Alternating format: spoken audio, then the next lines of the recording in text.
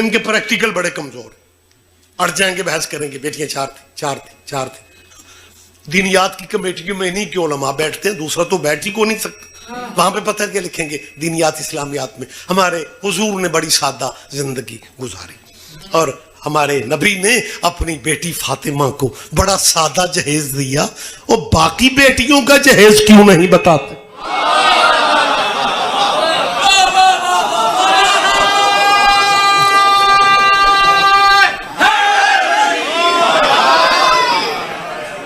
मुझे तफसीलात में मैं नहीं जा रहा क्योंकि वक्त नहीं है। बेटियां ज्यादा, जहेज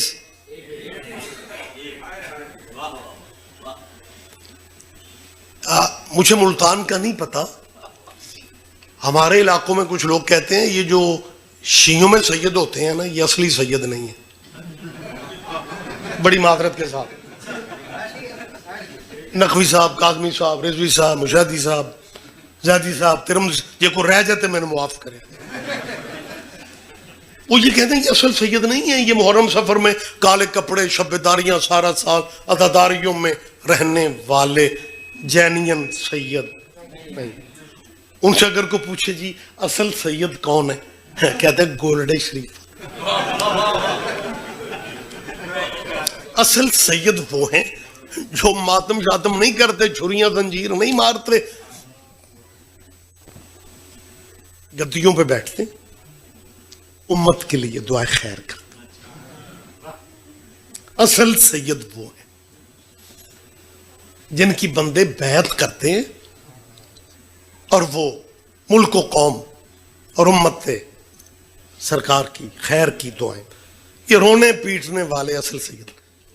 लुत्फ तब बात कायम जब जहन में होगा बेटियां चार, अकेली फातिमा नहीं, बेटियां चार, रोने पीटने वाले जैनियन सैयद नहीं, गोल्डे शरीफ वाले सैयद है, चूरे शरीफ वाले सैयद। मेरी इन दानिशों से अपील है, ये तो असल सैयद नहीं है। जो तेरी नजर में असल सैयद है, कभी उनसे पूछना सैयद साहब आप भला मोहम्मद की किस बेटी की या औलाद है?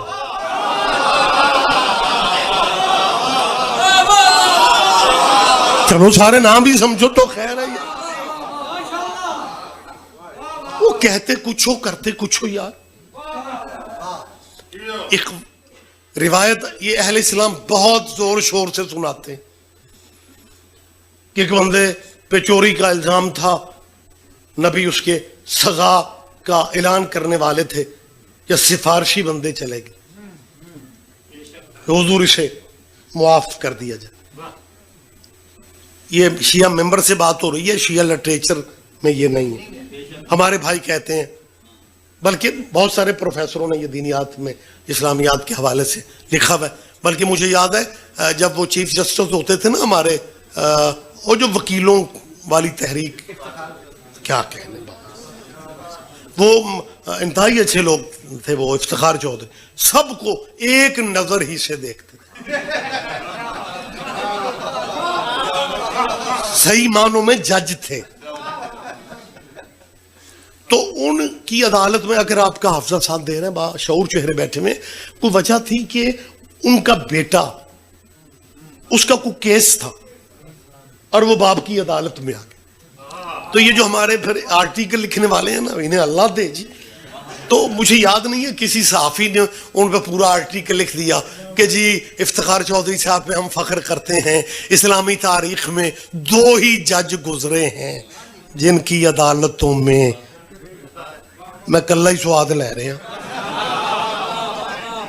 सुन लिया करो ऐसी बातें कि जी इस्लामी तारीख में 2 ही जज गुजरे हैं, एक इफ्तिखार चौधरी साहब और एक वो पहले वाले जज जिनके कटहरे में मुल्जिम बन के।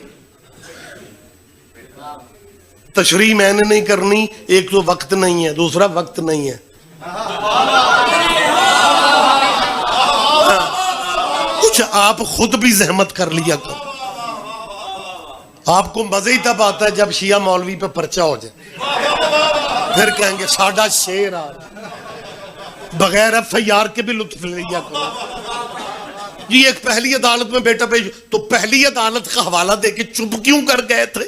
लिखते अपने आर्टिकल में कि बेटे का जुर्म क्या था और इस्लामी अदालत का फैसला क्या था। मैं वजाहत इसलिए कर रहा हूं कि बच्चे परेशान हो जाते हैं। ये इस्लामी अपने दौर की सबसे बड़ी इस्लामी अदालत के चीफ जस्टिस की अदालत में उनका बेटा शराब पीने के जुर्म में कटहरे में खड़ा था और दुनिया देख रही थी कि पता आज चलेगा, लोगों के फैसले आसान होते हैं। आज अपना बेटा अदालत में है, देखो आज जज फैसला क्या, लेकिन ओए हो मैं सैल्यूट कर रहा हूं, उन्होंने फैसला करने वाली अखीर कर दी। उनका बेटा है तो क्या है, जुर्म साबित है, सजा मिलेगी। हमारे अहले इस्लाम भाई कहते हैं जी उन्होंने साबित कर दिया कि इस्लाम वो दीन है जिसमें रिश्तेदारियां नहीं चलती। मैं पूछने का हक नहीं रखता, और जिस इस्लाम में रिश्तेदारियां नहीं चलती उस इस्लाम में यारियां चलेंगी? अब क्या कर रहे हो यार? कहते हैं जी उन्होंने जी वो उनके बाबा ने कहा गवाहों की जरूरत भी नहीं है, मुल्जिम को कोड़े। आप उनकी जिंदगी का मुताला करें, कोड़े का बड़ा अमल दखल था और उन्होंने बिल्कुल रिश्तेदारियों के लिहाज नहीं रखे। हाँ, उनके सामने उनकी बहन भी आ गई।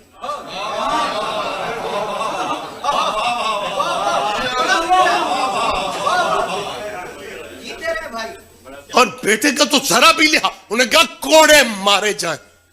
ओह, इस्लामी अदालत का सबसे बड़ा जज, कैसे फैसला तस्लीम न किया जाता? कोड़े मारने का अरेंज हो रहा था या मुल्जिम कटहरे से बोल पड़ा कि इस्लाम की सबसे बड़ी अदालत का फैसला मुझे मंजूर है, लेकिन कोड़े मुझे वो मारे जिसने जिंदगी में खुद कभी शराब नहीं पी। क्यों नहीं बताया जाता?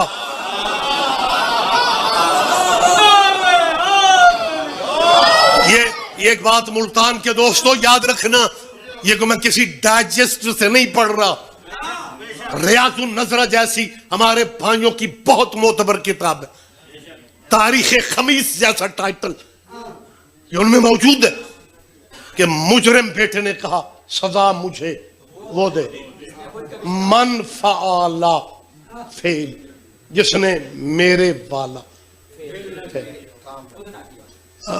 मुझे सुभान अल्लाह बेशक न करना, लेकिन लुत्फ में जरा शामिल हो जाओ। या मुल्जिम ने कहा ना सजा मुझे वो दे जिसने मेरे वाला जुर्म जिंदगी में कभी नहीं किया। अदालत भी चुप थी, जज भी चुप था, खामोशी।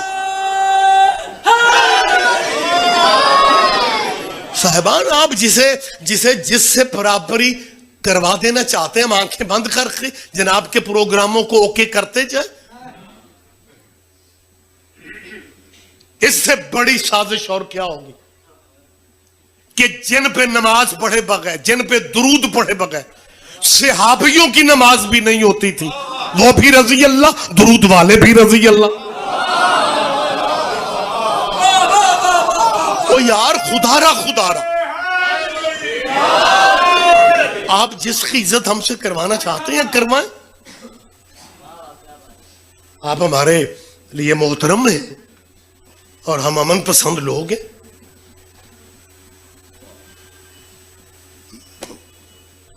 आप अगर चाहते हैं कि नामूस सहाबा पे दस्तखत सबके होने चाहिए, शीई क़यादत का मुझे नहीं पता, बुजुर्ग क़यादत है, वो खुद फैसले जो करेगी, अपने लेवल की बात मैं कर रहा हूं।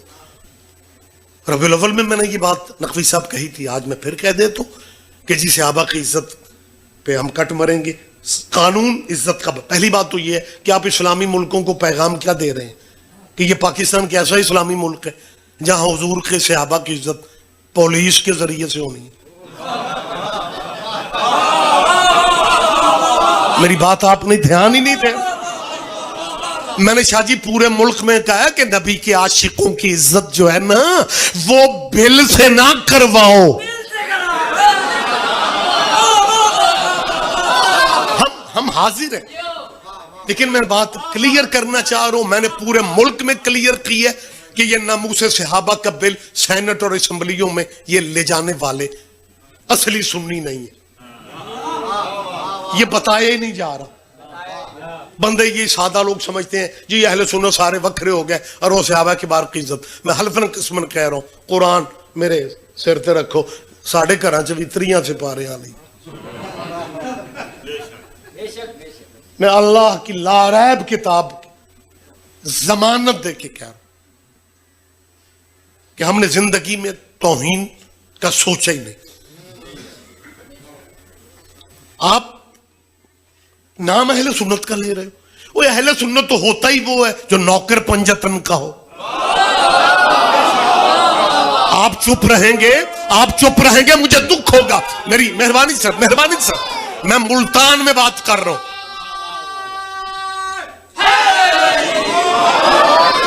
पहली बात तो ये है, ये मौजज़ा मुल्तान में हो रहा है कि वो बुजुर्ग कुर्सी पे बैठ के नारे मार रहे हैं, हालांकि इस मुल्क में जिसे कुर्सी मिल जाए वो दूसरे को सुभान अल्लाह नहीं करता, नारा किसने लगाना। ये तो जिंदा मौजज़ा है, क्योंकि जी बिस्मिल्लाह, क्योंकि आप जी है सर, आप जी है, मालिक आपकी हाजिरी कबूल फरमाए। अहले सुन्नत तो मेरे मुल्क में जिंदा मिसाल है, अल्लाह करे आप गवाही दे दे। मैंने लोगों से सुना है, मैं पहली दफा आपसे पूछ रहा हूं, मैंने सुना है कि 10 मुहर्रम यहां मुल्तान में ताजिया उठाने वाले अहले सुन्नत भी होते हैं। हमारा ये जिला झंग के आगे दूसरा जिला चिन्योट है, वहां 10 मुहर्रम के लाइसेंस जो है ताजियों के, वो अहले सुन्नत के नाम। यहां चलो गवाही हो गई, बहुत शुक्रिया सर, कैमरे के सामने बात हो रही है, गवाही आप मुल्तान के शहरी दोस्त दे रहे हैं कि यहां भी अहले सुन्नत 22 रजब को जो कुंडों की न्याज होती है, आप क्या कहते हैं? शुक्र है, मैंने जो लगा मैं जापान आ गए। बंदे ऐसे चुप कर जाते हो यार। और हमारे पूरे मुल्क में मौला की न्याज को क्या कुंडे की न्याज होती है, खुदा जानता है। मैं को ड्राइंग रूम में नहीं बात का, आप सारे गवाही दे सकते हैं। बाबा जी साइम पीर 22 रजब की जब न्याज होती है ना, तो मेरे मुल्क की गलियों में पता नहीं चलता कि शिया घर कौन सा है और सुन्नी घर कौन सा है। लेकिन ये चंद लोग हैं जो वखरे हैं बिल्कुल, जो रजब शुरू होता है सोशल मीडिया पे क्लिप चढ़ा देते हैं, कुंडे करीब है, ना पकाना ना खाना। ये शिया किसी के मरने की खुशी करते हैं। मैंने पूरे मुल्क में कहा जब हमें उसके जीने की खुशी नहीं थी। मेरा ख्याल है मैं ठीक कह रहा हूं यार। आप मोहम्मद व आले मोहम्मद की मुकद्दस नियाजों को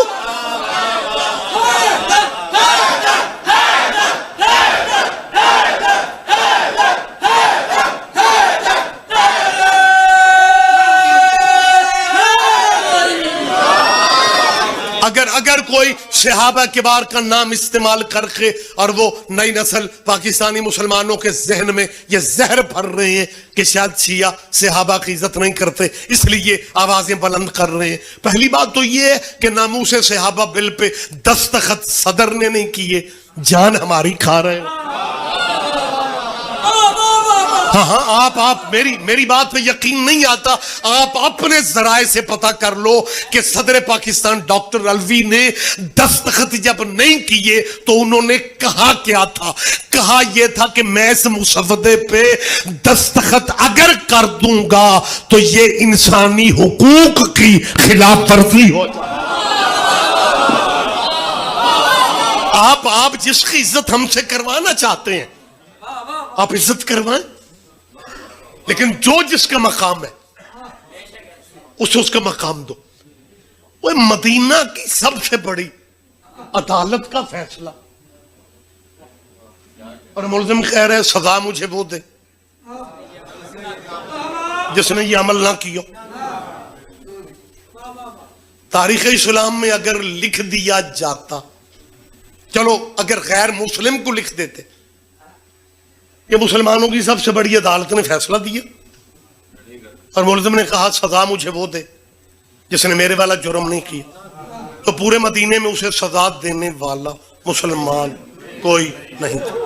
तू सबको बराबर कर रहा है, सजदे करो अबू तालिब की चौखट में। क्या क्या लिखा जाता तारीख में। मेहरबानी सर, मुझे मौका, वक्त तमाम हो गया। क्या लिखा जाता तारीख में कि इस्लामी अदालत का फैसला था और मुल्जिम के बयान के बाद सजा देने वाला बंदा ही कोई ना मिला।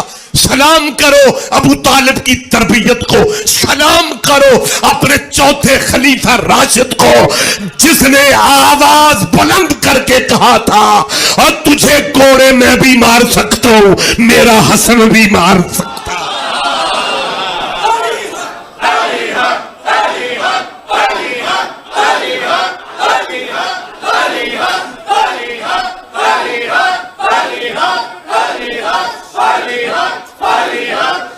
मेहरबानी सर, मेहरबानी सर। जियो जियो, पाक सैयद आपको सेहत वाली जिंदगी दे, मालिक आपको नजरे बद से बचा। जी दो ही बस बात खत्म हो गई, लेकिन अधूरी बात, कुछ बंदे दोस्त परेशान हो जाते हैं जी। वो जी दो ही अदालत ठीक हो गया, और उसके बाद पता है वो आर्टिकल वाले साहब ने क्या लिखा था, वही बात जो आपके शायद जहनों में हो। जनाबे सैयदा के हवाला से बस आखिरी बात मैं कर रहा हूँ जी। बेटियां और सारी जी इज्जत वाली, क्योंकि 2 साल पहले पंजाब असम्बली में जो बुनियाद इस्लाम बिल के नाम, उसमें पहला यह था कि सहाबा को भी रजी अल्लाह लिखा जाता है और हुजूर की अहले बैत को भी रजी अल्लाह। जी पंजाब में कानून हो बना देना चाहिए, वो भी रजी अल्लाह, ये भी रजी अल्लाह। और नीचे एक सतर और थी जो बहुत कम लोगों को बताई गई है। वो सतर पर सतर पता क्या थी, नबी की जी सारी बेटियों को रजी अल्लाह लिखा जाए। जब दलील से बात नहीं बन सकी 4 बेटियों वाली, तो अब कानून का हिस्सा बना रहे थे। सीधे साधे साढ़े MP हम वोट देते हैं नालियां बनाने के लिए, ये असम्बलियों में बैठ के दीन बना रहे होते।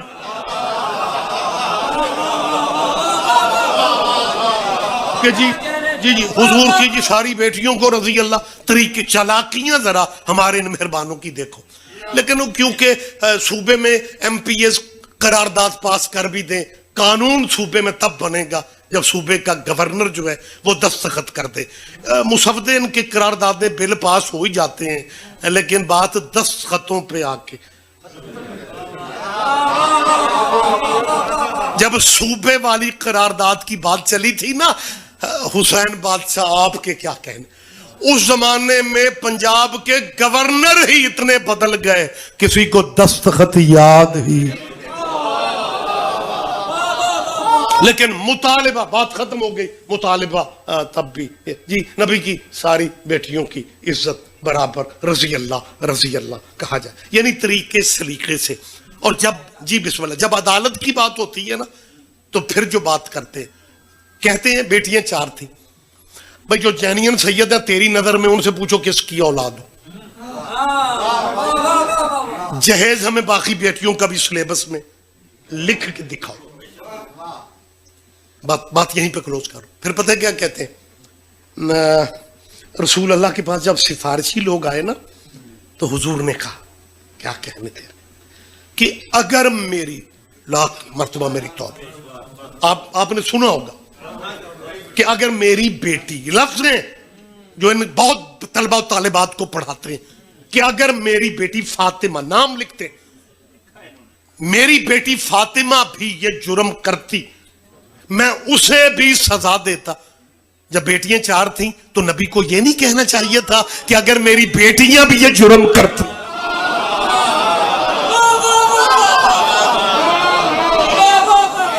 हाँ,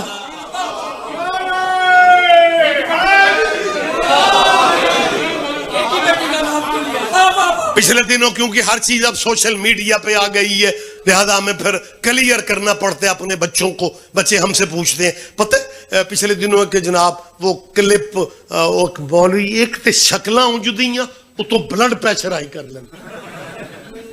पता वो क्या कह रहा था, ये शिया बड़े स्कॉलर बने फिरते हैं कि जी अगर बेटियां 4 थी तो मुबाहला में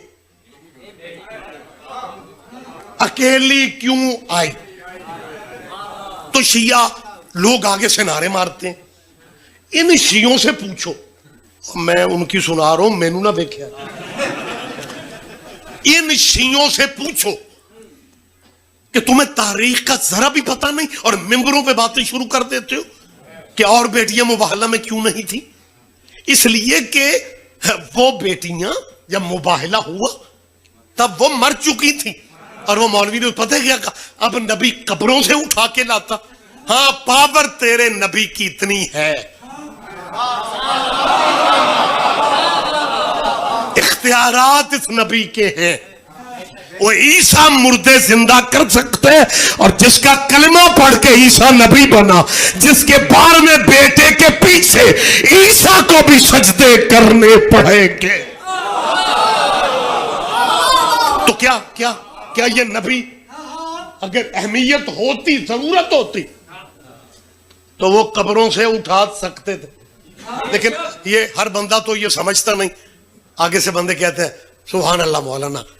अब शियों के पास कोई जवाब है? हम मिस्कीन लोग हैं, हमारे पास वाकई यार हमने आपको क्या कहना। लेकिन आपकी ये सादा सादा तकरीरें हमें लुत्फ बढ़ा देती हैं कि जी बेटियां जब मर गई थी, और कुरान की आयत क्या?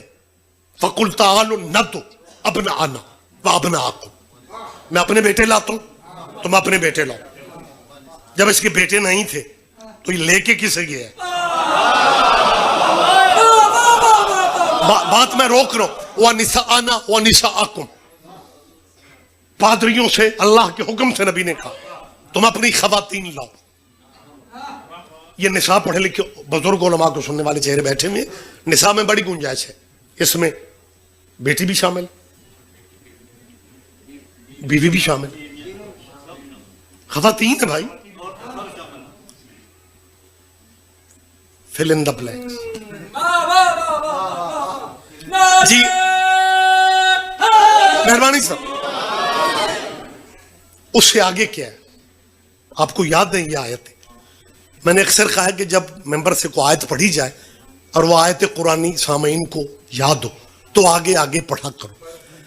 कैमरा मौजूद होता है, जब आप मोमिनीन आयत आगे आगे अपने मौलाना साहब या जाकिर साहब के साथ पढ़ते हैं ना, तो फिर जो लाइव बच्चे देख रहे होते हैं वो शाम को पूछते हैं अबू जी शियों का कुरान भी यही है? लिहाजा बहुत सारी गलतफहमियां दूर होती हैं। अपना आना व अपना आकुम व निसा आना व निसा आकुम। जी जी जी गुंजाइश है, लेकिन बेटियां जिंदा नहीं थी। और जब बेटियां जिंदा नहीं थी आगे क्या? अनफुसना व अनफुसकुम। तो जो जान से प्यारे तुम्हें हैं आप उन्हें ले आए, और जो जान से प्यारे, चलो बेटियां मर गई थी, वो दामाद साहब तो जिंदा थे। बोले मेरे साथ।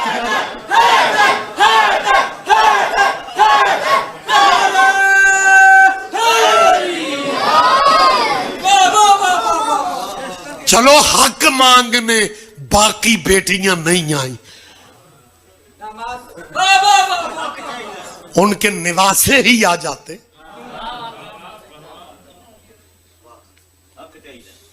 घर अकेली का जला दिया गया।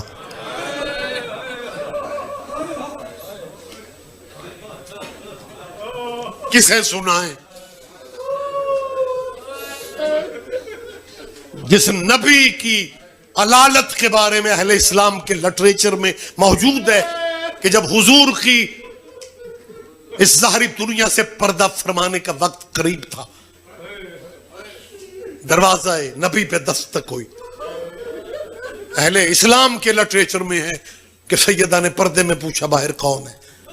किसी ने कहा मैं नबी अल्लाह से मिलना चाहता हूं। बीबी ने रोक दिया। मुल्तान वालों आप नहीं दर्द समझेंगे तो कौन समझेगा? बीबी ने रोक दिया और वो रुक गया। तब समझी होगी मैं जिसे भी रुकूं